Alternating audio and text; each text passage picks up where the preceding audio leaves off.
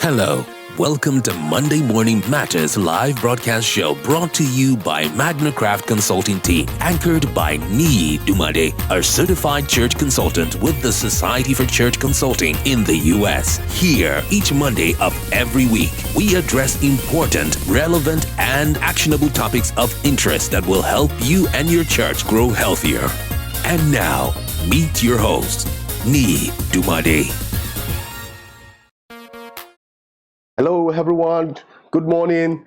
Here again, I am, and Monday Morning Matters. Okay, how have you been? How was the weekend? Happy New Month to everyone. And this is the first Monday Morning Matters for the second half of the year, 2020. January to June has been wonderful, despite the pandemic. And I know that it has been wonderful for you too. So I bring you greetings, and then we're going to go straight on into what we have today. As usual, Niyi Dunmade, your certified church consultant. I'm a certified church consultant with the Society for Church Consulting. And today we'll be focusing on assimilation growth engines. Assimilation growth engines. The growth engines are quite many, because what grows a church are too many factors that are more than just the few that I'm going to mention here. But the ones I'm mentioning here are the ones that are very important, and we need to put a close eye on them. Number one is a new believers class. That's a growth engine of the church that the church must not lose their focus on. Okay, the new believers class. Okay, when you have convert, it's expected that as a church you should have convert. In fact, it's painful for me sometimes when I hear preachers preach for minutes, hours, and don't make altar call or give opportunity for convert to come. And then when they go the extra mile to get convert in, there is no believers class where they are actually trained and developed and groomed in the faith. Most of the panic we are facing today is because a lot of people are not grounded in faith. So the first one is a new believers class. The second one is a discipleship class, okay, where you have a process, a system whereby you disciple and mature disciples, okay. And the church needs to have this mentality of having disciples that make disciples, okay, because if we don't have that kind of culture, what happens is that the things that were given to you as a disciple is going to die with you. And that's not what Jesus wants for us. Okay. One of my mentors was preaching last Sunday where the grandmother of Timothy gave him a sincere and a genuine faith to the mother, and the mother also gave to Timothy, and so Timothy gave to faithful men. Okay, so the church needs to find a way of systemizing, digitalizing, or maximizing the process whereby you have disciples that are making disciples. One of the things I'm so scared about some of our large churches is when you have so much multitudes but you don't have enough disciples, or you don't have people who are actually impacting the values and the lifestyle that Jesus has come to show us as an example here on earth. So the third one has to do with the small group system.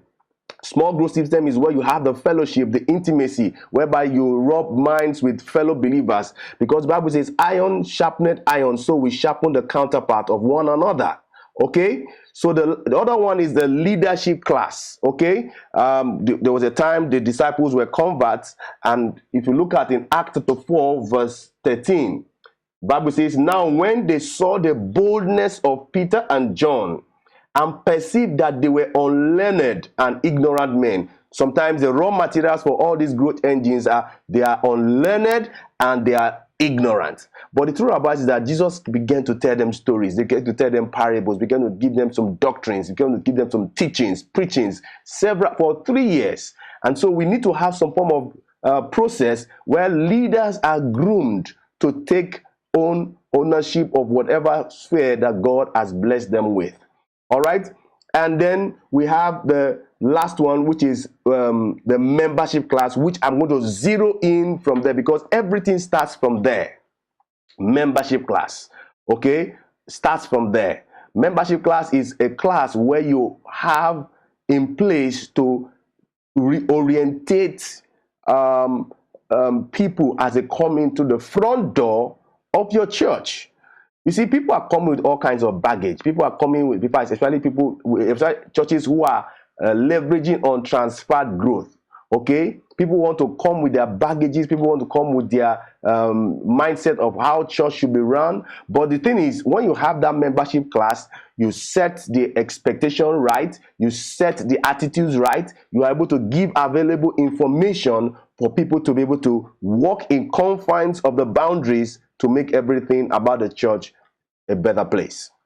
So I'm going to zero in on membership class. How can you use membership class to grow the church? How can you use the membership class to make the church healthier? How can you use the membership class to make sure that the kind of disciples you are making in the church are quality and they are quantity? Now, hear me. Two of them are very, very important. Quality disciples and quantity disciples. God desires that we have them many, and He wants that the many that we have are quality. So I've seen people who are after for the many disciples, but they don't put structures or systems in place to make sure that those disciples are quality. And there are some who measure on the quality and they lose out on the quantity. So we're going to look at some of these things. How can you ensure that the converts, because two streams at which a church must grow, all right? Converts and guests. I want to look at the converts later on, but this whole month of July, we'll be looking at the membership class. So somebody visits your church because your church cannot grow except somebody come visiting. So when somebody comes visit your church, what happens? What happens as they come? Because the truth about it is that most of the problems we have in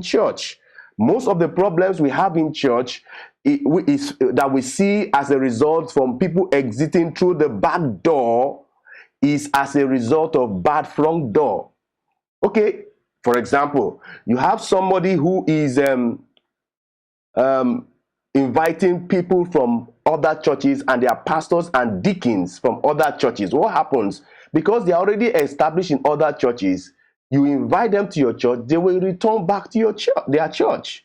So we need to understand that once we have the front door specification correctly, then we are going to have a very good back door output in terms of low people leaving the back door. So those are the things we're going to look at. How are we going to leverage on the kind of visitors volume we have in our church? Now, when they come, 4 things you need to do, and I'm going to round up here. 4 things you need to do, and that is: 1, you have to capturing guests. Okay, even when you are online, you are in person. The first thing when you are handling guests is to make sure that you're able to capture them in terms of getting their database, their names, their phone numbers, their email address. At least those are the basic things. And from there, you can get to know more things about them so that you can connect with them proper. So capturing guests. The second one has to do with tracking guests. Okay, how do you track a guest in such a way that you know when this person has come the second time, the third time, the fourth time, and the person has become full member of the church? Mind you, what the characteristics of a member differ from one church to another. So you must first of all tell yourself as a church, who is our member? How do we identify our member? How do we know that this person has been able to inculcate the values of membership in our church? So find a way at which you track, and maybe in the subsequent, as time permits, I will show some of my experience on how you're going to track guests in such a way that you are able to get a lot of information as a team on such guests. Then the third one has to be connecting guests. Okay, as guests comes to your church, if you don't connect with them, they get lost and go through the back door. So that's also another process, how you are going to connect. And we are saying that when a guest comes to your church or who comes to you online, hook them up with 12 people who can engage with them, find to know them more, and connect with them and exchange conversations with them, especially gospel conversations with them, to make sure that they are engrafted into the body of Christ. Then lastly is to follow up in such a way that you're able to put round pegs in round holes and square pegs in square holes. Sometimes, most of it, I don't want to feel that we have anybody who is toxic in church, but the thing is, we don't usually put people where they really matter. We don't actually put people where they really matter. So now what we are saying is the importance of membership class is so important right now that there's a lockdown. I know a lot of churches are not looking towards that line of the membership class, but the truth about it is that don't allow the pandemic affect your culture, because good programs will never overcome bad culture. It is when you are able to go through some training, some teaching, some indoctrinations over time, then you're able to overcome, you're going to establish a good and vibrant culture. All right? So those are the 4 things. You're capturing guests, tracking guests, connecting with guests, and following up guests. And all these things will combine to make sure that guests stick in your church and they'll be able to make some more commitment to your church as a whole.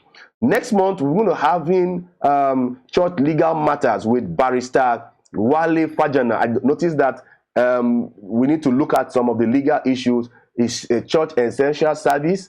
How can we make sure that we project ourselves as an essential service? Because the truth about it is that if the government sees that the church is an essential service, there's no how they will not want to listen to our church leaders. So we're going to look at the legal side from Nigeria being a secular state with Barrister Wale Fajana beginning next month of August.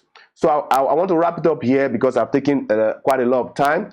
If you didn't catch up with me from the beginning, please replay the video, and that will help you to catch up some of the things that I've said. Next week, Monday, I will let you know why churches are not growing and what they need to do with the aid of the membership class to grow their church. So this program is Monday Morning Matters, and Monday Morning Matters is sponsored by Magnicraft Consulting. Magnicraft Consulting, we want to help churches to grow healthier, to navigate them towards a healthier position, because we believe that when they are healthy, quite a lot of good things and great things can happen in the church. So this is a framework, and if you want me to come to your church to diagnose your church and to see how healthy your church is, and to help you with a brainstorming strategy sessions on how you can work on amplify your strength and work on your weaknesses, that will help me.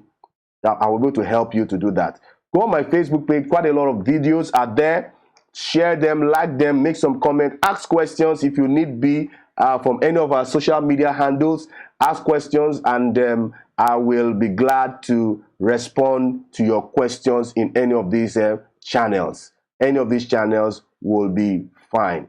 So before I round up, I want to recommend a book by Churchlessness. The name of the book is Membership Matters. One of the pastors I consulted for in Abuja, I gave him that book, and of course he was very glad at the content, because the way you name your membership class can determine whether people will buy in, patronizing, or get into that class to learn anything good or that you have to offer. So please get on Amazon, Membership Matters by Churchlessness, and that will help your church. It's quite an old book, but some good principles in there.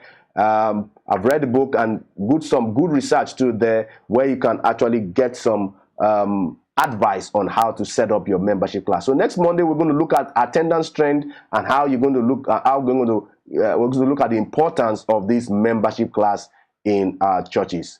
Till I come your way again, my name is Niyi Dunmade, and I'm the CEO of Magnicraft Consulting, a certified church consultant with the Society for Church Consulting.